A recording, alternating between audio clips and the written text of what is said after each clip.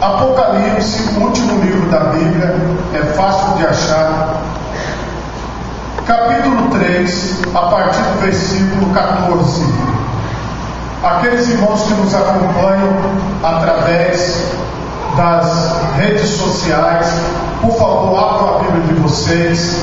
Enquanto vocês estão abrindo a Bíblia aí, a nossa irmã Ezen, que está lá em Brasília, ela escreveu assim, olha, para mim ali, por favor, leiam os meus comentários, já que no domingo passado o Senhor não leu. Olha, tá vendo? Os irmãos acompanham mesmo. Às vezes a minha esposa, eu falo para ela, se ouviu eu dar os avisos, ela diz que desliga antes de dar os avisos. Mas a irmã essa não, ela fica até o ofício. Não li a semana passada, hoje já estou lendo logo no começo para não ter problema. Apocalipse, capítulo 3, a partir do versículo 14. Quantos encontraram, digam graças a Deus. Assim nos diz a palavra do Senhor. E o anjo da igreja que está em Laodiceia escreve: isso diz o Amém, a testemunha fiel e verdadeira, o princípio da criação de Deus. Eu sei das tuas obras, que nem és frio nem quente. Tomara foras frio ou quente. Assim, porque és morno e não és frio nem quente, vomitar-te-ei da minha boca. Como dizes, rico sou e estou enriquecido e de nada tenho falta, e não sabes que és desgraçado e miserável e pobre e cego e nu. Aconselho-te que de mim compres ouro provado no fogo, para que te enriqueças, e vestes brancas para que te vistas e não apareça a vergonha da tua nudez, e que unjas os olhos com colírio para que vejas. Eu repreendo e castigo a todos quantos amo. Sê, pois, zeloso e arrepende-te. Eis que estou à porta e bato. Se alguém ouvir a minha voz e abrir a porta, entrarei em sua casa e com ele cearei e ele comigo. Ao que vencer, lhe concederei que se assente comigo no meu trono, assim como eu venci e me assentei com meu Pai no seu trono. Quem tem ouvidos, ouça o que o Espírito diz às igrejas. Amém? Por favor, levanta a tua mão direita mais alto que você puder. Feche os seus olhos e oremos a Deus. Pai Todo-Poderoso, neste momento, ó Pai, nós lemos aqui o livro do Apocalipse, a revelação. Ó Pai, que o Senhor possa nos revelar a tua palavra pelo teu Santo Espírito, que o Senhor possa nos dar compreensão das verdades eternas e que nós possamos ser guiados por ti, Senhor. É o que eu te peço, em nome de Jesus. Amém e graças a Deus. Podemos assentar, meus irmãos, em nome de Jesus. Meus irmãos, o tema da mensagem nesta noite é a sétima carta. Esta carta que nós lemos aqui é a sétima carta à igreja de Laodiceia, que o próprio Senhor estava ditando, estava falando e pedindo que João escrevesse. Eu quero, como introdução a esta palavra, mostrar para vocês o objetivo final. Qual é o plano de Deus? Qual é o objetivo final de Deus para a sua igreja, para o seu povo, para aqueles que o servem? Para isso, eu vou para Mateus, capítulo 6, do versículo 19 em diante. Não ajunteis tesouro na terra, onde a traça e a ferrugem tudo consomem, e onde os ladrões minam e roubam, mas ajuntai tesouros no céu, onde nem a traça nem a ferrugem consomem, e onde os ladrões não minam nem roubam. Porque onde estiver o vosso tesouro, aí estará também o vosso coração. Jesus falou que nós devemos ajuntar tesouros no céu. A pergunta é: como é que nós ajuntamos tesouros no céu? Aqui na terra você sabe que trabalhando, fazendo investimentos, negociando, você consegue multiplicar o seu patrimônio e crescer financeiramente. Muitas pessoas são empreendedores,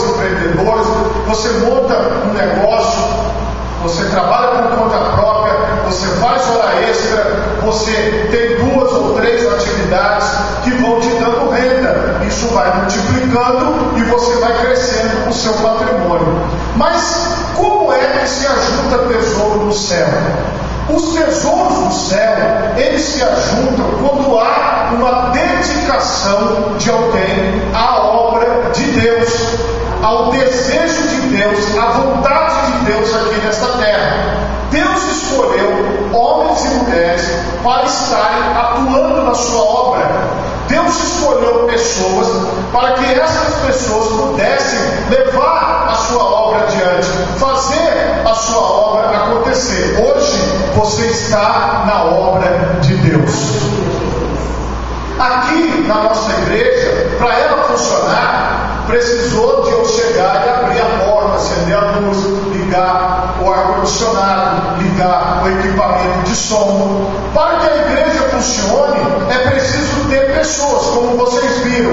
Aqui tem o Ministério de Louvor, vocês viram aqui o Ministério de Dança. Para a limpeza desta igreja, tem as irmãs e os irmãos que limpam esta igreja de forma voluntária. Sem eles, estaria tudo sujo, tudo feio. A gente não vê a hora da limpeza, como nós participamos do louvor ou da pregação que eu estou fazendo agora. Só que para uma igreja funcionar, para a obra de Deus funcionar, existem muitas coisas. Tem lugares por aí que para a obra de Deus funcionar, a igreja, por exemplo, tem ônibus, e aí precisa uma pessoa para dirigir o ônibus, para buscar as pessoas.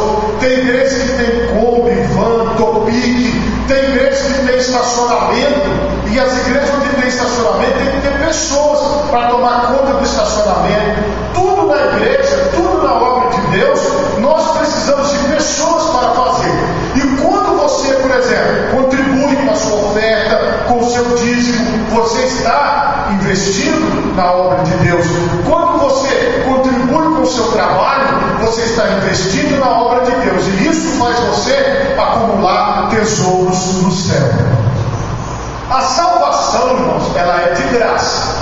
Você não paga nada para ser salvo. Não é o que você faz que torna você salvo, mas o fato de você ter sido salvo pela graça, pelo favor não merecido de Deus, torna você uma pessoa que tem uma gratidão para com Deus, e essa gratidão faz você trabalhar. E esse trabalho que você faz na obra de Deus, ele não é em vão. Tudo que você trabalha na obra de Deus, você acumula tesouros no céu.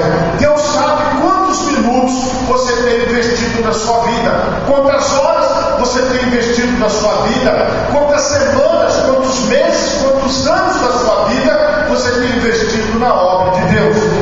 Vocês me veem aqui, mas provavelmente o galardão, a recompensa que eu vou receber do céu, não vai ser nem a metade do que o irmão Edilson vai receber. Por quê? Porque o irmão Edilson, ele vem aqui para a igreja quando não tem ninguém, ele varre essa igreja toda, ele passa pano na igreja, ele limpa os bancos, e isso muito antes de eu chegar aqui. Eu estou aqui há 9 anos e 7 meses, o irmão Edilson já faz isso antes de eu chegar aqui. O que eu quero mostrar para vocês é o seguinte: tudo que você faz para Deus, seja em cima de um púlpito, ou seja atrás de um púlpito, ou seja em qualquer lugar, se você faz para Deus, está tudo registrado diante do Deus, e você vai ser recompensado. Então aqui você entendeu como que funcionam as coisas para Deus. Vou mostrar aqui também para vocês em Mateus, só que no capítulo 19, no versículo 21, a palavra de Deus ela diz assim: disse-lhe Jesus: se queres ser perfeito, falando ao jovem rico, vai, vende tudo quanto tens, dá aos pobres, e terás um tesouro no céu, e vem e segue. Quando aquele homem obedeceu ao Senhor, se ele obedecesse ao Senhor na ordem direta de Deus, que Deus deu para que ele vendesse tudo que ele tinha e doasse o dinheiro, então ele teria um tesouro no céu.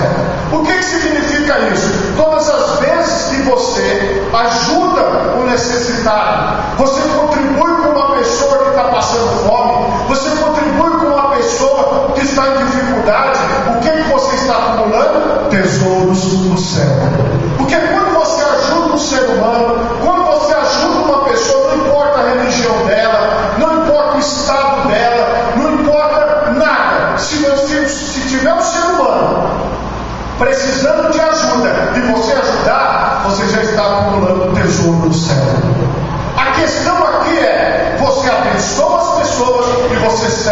ao Senhor Jesus. Então tudo isso faz você construir o que é que te espera lá na frente, o que é que te espera lá no céu, o que é que te espera diante de Deus. Eu não posso deixar de passar com vocês dentro desse tema em Colossenses. Eu sempre passo aqui nessa ruazinha de Colossenses, no capítulo 3, versículo 1 ao 3. Portanto, se já ressuscitastes com Cristo, buscai as coisas que são de cima, onde Cristo está sentado à destra de Deus.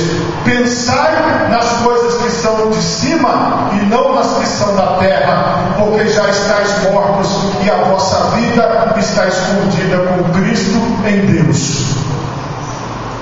Toda a ênfase da sua vida passa a ser as coisas de cima. Toda a ênfase da sua vida passa a ser as coisas do céu. Tenha você muitos bens materiais ou poucos bens materiais. Esteja você numa condição de fazer mais ou de fazer menos. O fato é o seguinte: independente da sua condição financeira, independente da sua condição de saúde, da sua idade, você pode acumular tesouro no céu, você pode fazer a obra de Deus, você pode fazer algo que agrada a Deus.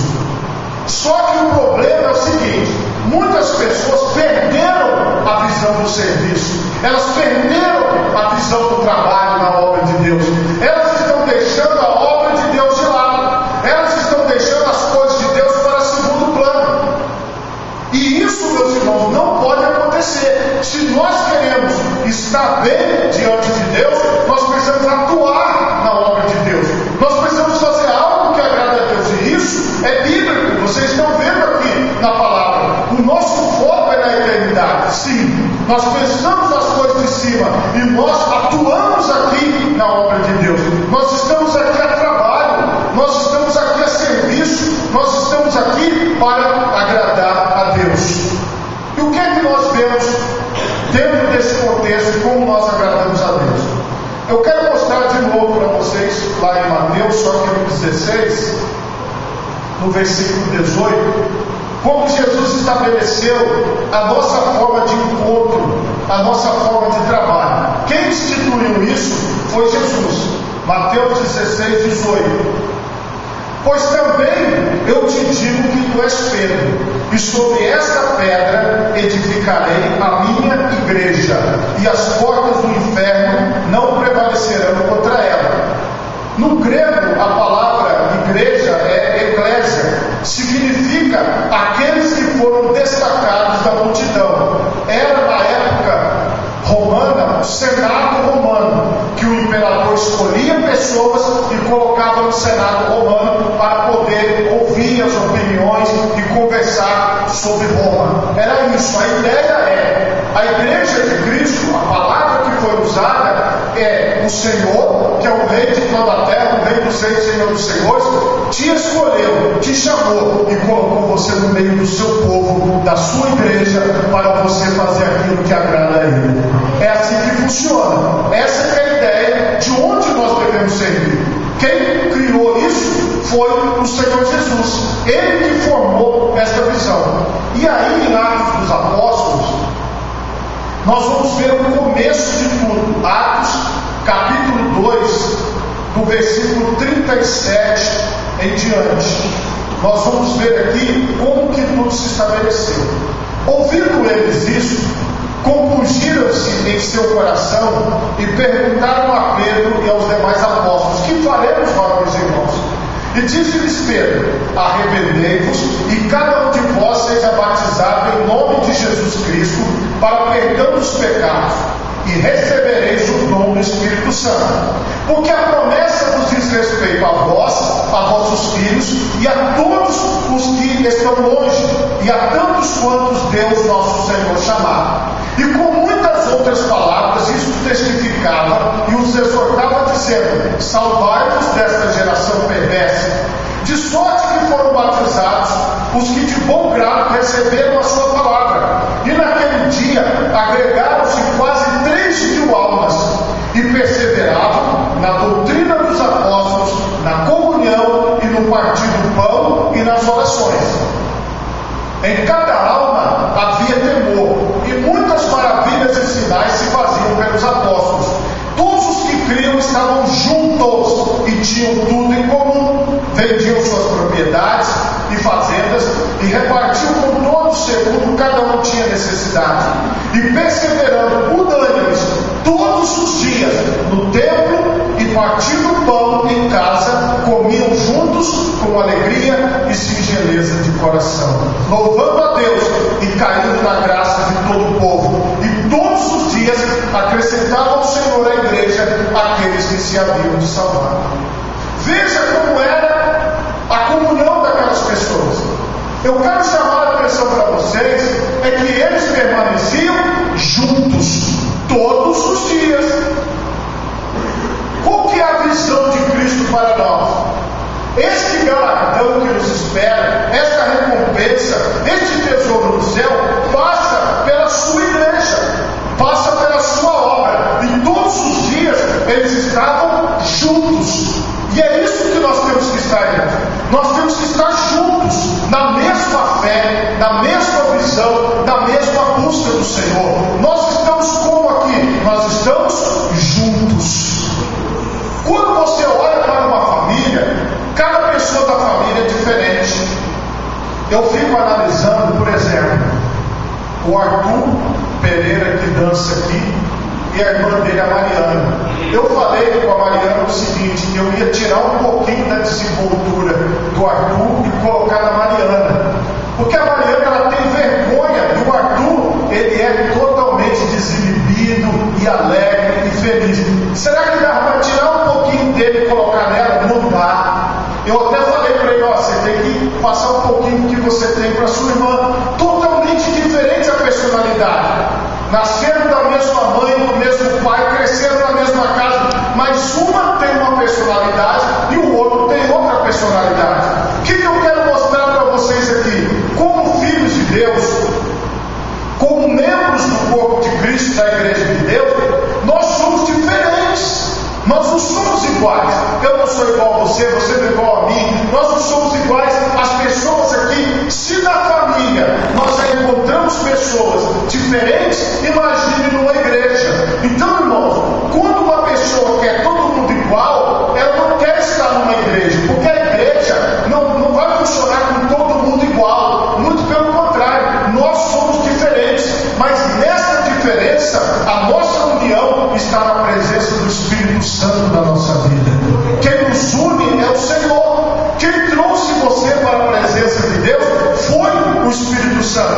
Quem mantém você na presença de Deus é o Espírito Santo. Então, em todos os lugares onde você for, você vai encontrar pessoas diferentes, com comportamentos diferentes, com ideias diferentes, com forma de ver o mundo diferente. Mas o que é que você tem que entender? Este é o lugar onde Deus me plantou. Este é o lugar onde Deus me quer, no meio do seu povo, na comunhão da sua igreja, louvando, exaltando, trabalhando, fazendo algo que agrada a Deus. E essa consciência o povo teve. Essa consciência essas pessoas tinham. Então não havia diferenças no sentido de dizer assim, eu não vou ficar aqui porque é diferente do que eu quero. Irmão, se é diferente do que eu quero, é neste lugar que eu preciso ficar, porque é onde Deus vai trabalhar na minha vida, é onde Deus vai me usar para fazer algo, é onde, porque nunca você vai encontrar uma igreja perfeita, nunca você vai encontrar uma reunião de irmãos perfeitos, porque nós somos seres humanos, nós somos falhos. Você não vai encontrar um lugar nos seus sonhos, muito pelo contrário, você vai encontrar lugares que precisam da sua ajuda, que precisam do seu trabalho, que precisam de você fazer algo que agrada a Deus. Irmãos, nós estamos aqui a serviço, nós estamos aqui a trabalho. O seu ambiente de trabalho não é perfeito, com certeza você vê dificuldades, você vê defeitos. Quanto tempo você tem que ficar no ônibus para chegar no seu trabalho, ou no seu automóvel, ou na moto? Quantas dificuldades você enfrenta no trânsito, chuva, sol, calor, frio, quantas coisas para você poder trabalhar, e você passa por cima das dificuldades. Existe uma qualidade muito trabalhada em muitas pessoas chamada de resiliência. O que é resiliência? A resiliência é a capacidade que a água tem de pular os seus obstáculos. Você vê que quando o rio vem descendo, ele encontra uma pedra, ele contorna aquela pedra e continua o seu curso. O rio, ele não para por causa de uma pedra, ele contorna a pedra. A resiliência é a capacidade que nós temos de contornar os obstáculos e seguir a nossa jornada com o Senhor. Então, o que nós precisamos? Nós precisamos ser resilientes. Nós precisamos passar pelos obstáculos que se levantam no meio do povo de Deus, no meio da obra de Deus, no meio da igreja de Deus. E nós não podemos ficar olhando, tem uma pedra aqui, deixa eu dar a volta. Tem uma dificuldade ali, mas deixa eu dar a volta para essa dificuldade e seguir na presença do Senhor. Todas as dificuldades, elas podem nos paralisar, podem, mas elas não estão no nosso caminho para nos paralisar. Elas estão no nosso caminho para nós vencermos, para nós contornarmos, para nós seguirmos a nossa jornada de trabalho e de serviço na obra de Deus. E como é que eu tenho que trabalhar nesta igreja que o Senhor instituiu, nesta obra que o Senhor instituiu? Apenas para complementar essa parte da igreja, como é que eu sei qual que é a igreja certa? Eu vou explicar aqui para vocês. A igreja certa é aquela igreja que não tem dono. Não tem, por exemplo, um pastor fundador ou uma igreja onde tem um dono, onde fala assim, não, quem manda na igreja é a família do pastor, ou quem manda na igreja é aquela pessoa, ou tal. Vou dar um exemplo para vocês. A nossa instituição, a Igreja do Evangelho Quadrangular, essa igreja onde nós estamos aqui, ela já passou por vários pastores e pastoras. Igual aqui, ninguém aqui é dono de nada. Nós não podemos, se eu for embora, eu vou levar esse culto, eu vou levar essa bateria, eu vou levar esse som. Não. Ninguém aqui é dono de nada. Nós viemos, participamos, contribuímos, estamos aqui porque esta igreja é de Jesus Cristo. Então, quando o pastor morre, põe outro no lugar, quando transfere, ou quando os irmãos ficam bravos, vão reclamar do pastor na direção da igreja, aí a igreja vai lá, tira o pastor, troca, põe outro, segue a vida, porque não tem um dono. A igreja não é exclusiva de alguém. A primeira coisa que você tem que observar é que a igreja, ela tem que ser de Jesus. Ela não pode ser a igreja de alguém que falou assim, eu vou sair e Deus falou comigo, eu vou abrir uma igreja para mim. Não, a igreja tem que ser de Jesus. Nós temos que participar de uma igreja onde não tem um proprietário, não tem um dono. Existem muitos lugares por aí que são frutos de uma rebelião, onde o grupo não concorda, aí ele vai lá e abre uma denominação, e abre um trabalho e faz uma coisa para ele. Não, isso daí não é correto. O correto é você estar numa igreja onde essa igreja seja de Jesus, onde as pessoas vão passar, mas a obra de Deus vai continuar. Você entende? Porque as pessoas falam muito mal da igreja de Jesus, elas criticam, elas levantam falso testemunho, elas querem derrubar pastor, derrubar a igreja, fala para você não congregar lá, fala para você não ir lá. É nessa que você tem que ir, porque é essa daí que é a igreja verdadeira de Jesus. Porque a igreja de Jesus, ela é atacada, as pessoas falam mal, mas você chegou nela, você vai observar que ela é uma igreja pura. Outra coisa, a igreja de Jesus, ela não tem para você um conjunto de regras onde você vai ser escravo da direção daquela instituição. A instituição, ela não vai mandar na sua vida, não vai dizer com quem você vai casar, não vai dizer aonde você vai, se você vai tirar férias ou não, se você vai passear ou não. Se você está numa igreja de Jesus, você sabe que você é livre para ir e vir aonde você sentir, aonde você quiser. A pastora vai te orientar, vai falar, olha, se você quiser ir, você vai, se você não quiser, não vai. Eu te dou esse conselho. A igreja de Jesus, ela dá conselhos, ela ensina, ela mostra o caminho, mas ela não obriga, ela não se torna um peso sobre a vida da pessoa. Na igreja de Jesus, você não vai ficar sendo acusado, não vai ficar sendo maltratado, muito pelo contrário. Na igreja de Jesus, você vai estar com os seus irmãos, você vai estar em família, você vai estar em casa.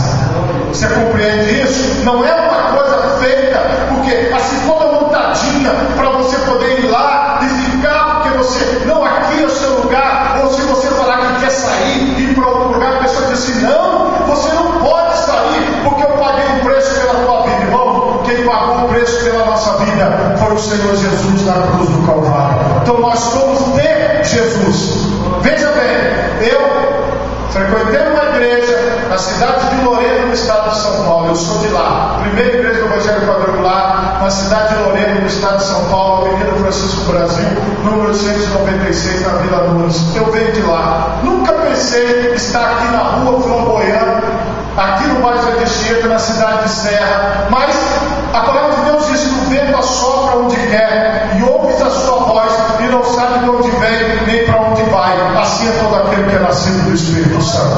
Vamos supor que você receba uma promoção e que você vai morar lá no estado do Mato Grosso. Lá você vai continuar sendo igreja de Jesus. Vamos supor que você vai embora, você vai morar em outro país, em outro lugar. Aonde você for, você continua sendo a igreja de Jesus. Porque você pertence ao Senhor, mas você vai congregar lá. Você vai estar junto dos irmãos, você vai ser útil naquela porta que Deus abriu, você vai ser útil dentro daquela obra. E aqui o Senhor mostra para nós que onde quer que nós estejamos, 1 Coríntios capítulo 15, versículo 58, olha o que ele fala para nós: portanto, meus irmãos, sede firmes e constantes, sempre abundantes na obra do Senhor, sabendo que o vosso trabalho não é vão no Senhor. Sede firmes e constantes. Essa é a palavra de Deus que eu quero deixar para você.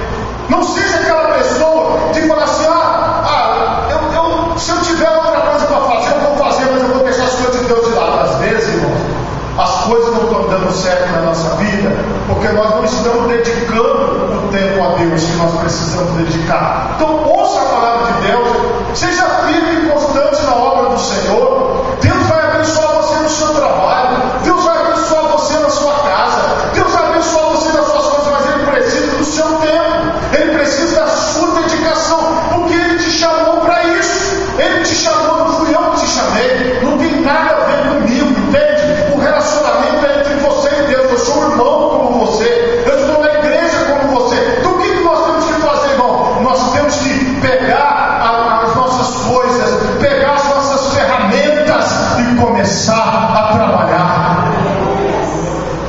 O marido da pastora Fabienne, o Gerson, toda vez que dá uns probleminhas aqui no ventilador, eu chamo ele. E ele não é da nossa igreja, ele é lá da igreja de Cidade Continental, Oceania. Ele vem aqui e conserta para mim. Problema elétrico, ele vem aqui e conserta para mim.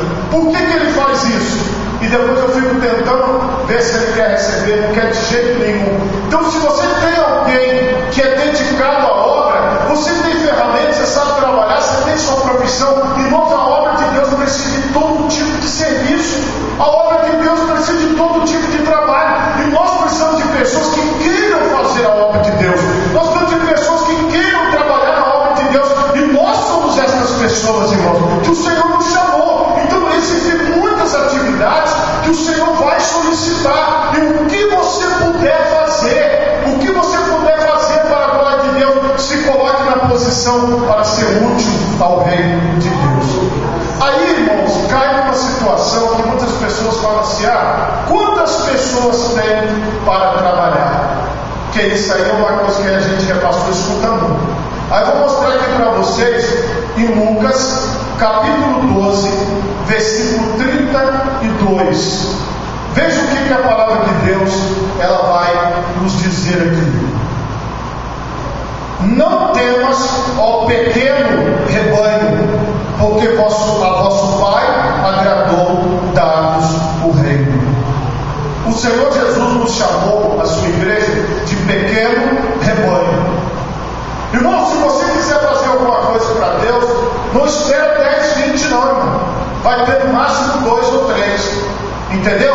Por quê? Quando você chama para trabalhar, diminui o número de pessoas. Quando você chama para pegar no pesado, para fazer alguma coisa, diminui. As pessoas não estão com essa disposição, não estão ali prontas para fazer, prontas para poder buscar o resultado. Lá onde eu estou trabalhando, tem 2 varões lá que faz musculação com os bração. Aí quando chega na hora de pegar algum peso, os caras olham e falam assim: pastor, vamos lá ajudar. Eu falei: cara, você tem que chamar primeiro os caras fortes, irmão. Se tiver faltando depois dele, você me chama. Então os caras não estão acostumados a pegar peso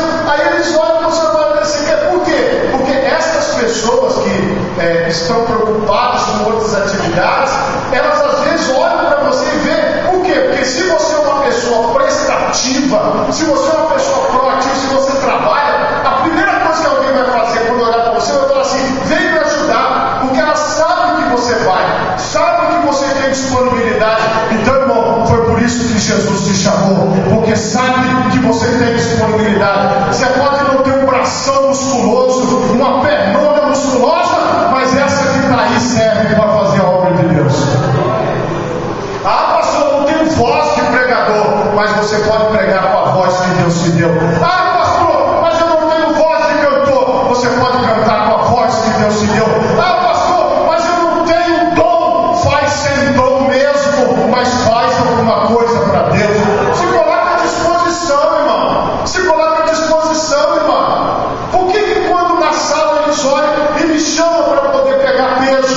Porque sabe que aqui é trabalho, é serviço. Eu vou lá, vou pegar e vou dar conta. E os musculosos ficam tudo sentados lá assistindo. Por quê?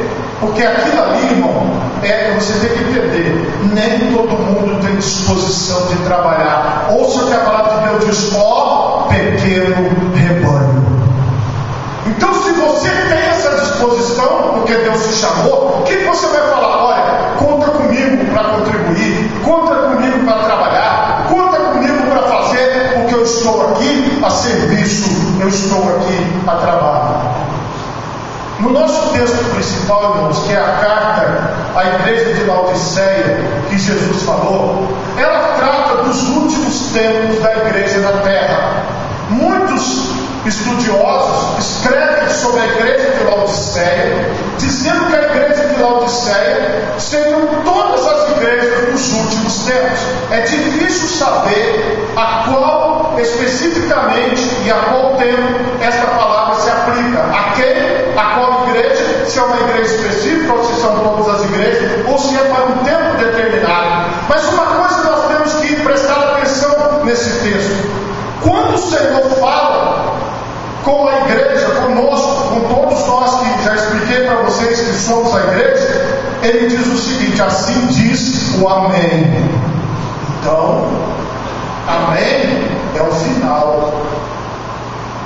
Quando a gente termina a oração, a gente fala amém. Então terminei. É algo para o tempo do fim. O Senhor está falando: assim diz o fim, assim diz o amém, assim diz quando as coisas vão terminar. Ele reclamou da igreja, dizendo que a igreja não era fria e nem quente. Por quê? Aquelas pessoas, irmãos, que são mornas, são aquelas pessoas que elas te dão certeza que elas vão estar. Elas falam assim: ó, pode contar comigo, põe meu nome aí, eu vou. Só que ela não vai. Mas ela sabe que ela não vai. Ela não tem palavra, mas ela fala que ela vai. E todo mundo sabe que ela não vai. Aí quando a pessoa não aparece, todo mundo fala assim: eu já sabia que ela não vinha. Por quê? Porque aquela pessoa, ela é morna. Ela esquenta um pouquinho para falar uma coisa, mas depois ela não cumpre. Aquela pessoa morna, você não sabe se você pode ou não. Agora, a pessoa fria é aquela pessoa que ela fala, você fala: e aí, você pode ir? Ela fala: não. Mas você já sabe que ela não vai. Ela realmente não vai. Aquela pessoa quente é aquela pessoa que você fala com ela, ela fala: eu vou. Aí você fala: pode contar que ela vai mesmo. Se ela falou que ela vai. Então o Senhor fala que as pessoas que ficam na metade do caminho são um problema. Agora eu quero avaliar a minha vida. Como é que eu sou? Eu sou frio, ou eu sou quente, ou eu sou morno na obra de Deus. Tudo isso nós estamos falando do trabalho na obra de Deus, do serviço nas coisas de Deus. Aí ele diz assim: assim porque és morno, não és frio nem quente, vomitar-te-ei da minha boca. Uma coisa desagradável, ou seja, vai ser colocado para fora. A pessoa, irmão, que ela não está 100% com Deus, em algum momento ela vai sair, em algum momento ela não vai permanecer. E ele diz assim: ó, eu sou rico, o Senhor é rico, mas aquelas pessoas achavam que elas eram ricas, que elas tinham as posses, que elas tinham as coisas. Aí Jesus reclamou delas: vocês estão falando que vocês têm, que vocês sabem fazer, que vocês têm tudo, porém aconselho-te que de mim compres ouro provado no fogo, para que te em riquezas e vestes brancas, para que te vistas e não apareça a vergonha da tua nudez, e que unjas os olhos com o colírio para que vejas. O Senhor está falando o seguinte: que embora aquelas pessoas andassem bem vestidas, embora aquelas pessoas tivessem posses financeiras, vivessem uma vida razoável, aquelas pessoas estavam na verdade sem roupa, aquelas pessoas estavam na verdade sem riqueza nenhuma, porque elas estavam ricas na terra e pobres no céu. Elas estavam cheias de atividades na terra e pouca atividade no céu. Elas estavam cheias, agenda cheia, mas pouca agenda para Deus, poucos momentos para Deus, poucas coisas para Deus. E aqui foi a cobrança que o Senhor fez para aquela igreja. Tudo tem solução, irmão. Tudo tem solução. Jesus está contando a solução. Então, se está faltando roupa, o Senhor tem roupa espiritual para nos vestir. Se está faltando tesouro no céu, o Senhor quer nos dar os tesouros no céu quando nós trabalhamos na tua obra. Se está faltando visão das coisas de Deus, visão espiritual, o Senhor está falando, Ele pode te dar um colírio que vai abrir os seus olhos para que você enxergue as coisas de Deus. E aqui ele continua: eu repreendo e castigo a todos quantos amo. Ser pois zeloso e arrepende-te. O Senhor está falando assim para esta igreja: olha, tem tempo ainda de vocês se arrependerem. Sabe, observa, vê se você não pode fazer alguma coisa a mais pela obra, vê se você não pode trabalhar mais, frequentar mais, fazer mais, vê o que você pode fazer a mais, faça algo a mais para Deus, irmão. Eu estou aqui pregando essa palavra e o Espírito de Deus está ministrando na tua vida. O que você pode fazer a mais? O que eu posso fazer a mais para a glória de Deus? Qual a dedicação que eu posso dar a mais? E ele diz assim: ó, eis que estou à porta e bato, e se alguém ouvir a minha voz e abrir a porta, entrarei em sua casa, e com ele cearei e ele comigo. Jesus estava batendo na porta de quem? Dos irmãos da igreja, a igreja de Laodiceia. Assim diz o amém. Jesus estava batendo na porta da igreja. Irmãos, como que Jesus poderia estar do lado de fora de uma igreja?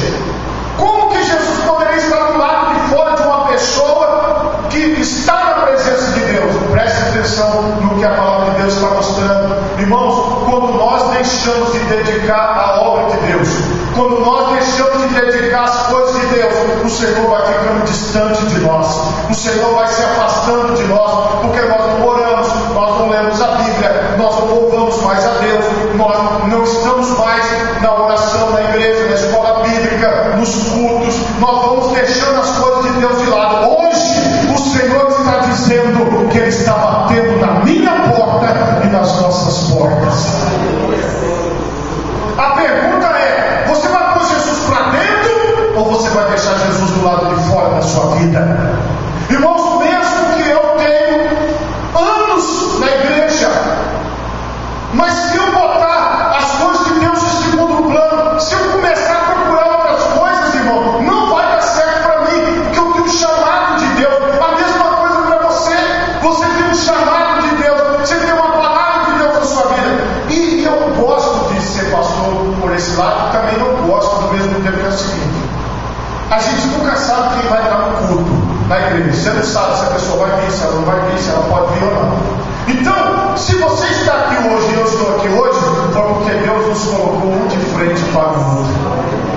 Então, você está sabendo que não tem nada combinado. Não fui eu que pensei assim: ó, vou escolher esse versículo, vou pregar, eu estou na direção de Deus. A mesma coisa você, eu não estou combinado com você e falei para você assim: ó, vai na igreja no domingo, porque eu tenho uma palavra para te dar. Não foi isso que foi acordado, porque eu nem falei com você e você também nem falou comigo. Então veja bem, se a palavra de Deus tem valor para você, que eu sei que ela tem valor para você, então hoje é o dia de você botar Jesus para dentro. Não é botar o pastor para dentro da sua casa, ou esta igreja para dentro da sua vida, não. É você botar Jesus para dentro, porque Ele está batendo a nossa porta e Ele está querendo entrar, e Ele dá uma palavra: ao que vencer, lhe concederei que se assente comigo no meu trono, assim como eu venci e me assentei com meu Pai no seu trono. Quem tem ouvidos, ouça o que o Espírito diz às igrejas. Coloque as duas mãos na altura do seu coração. Feche os seus olhos e oremos a Deus. Pai Todo-Poderoso, neste momento, Senhor, eu quero te pedir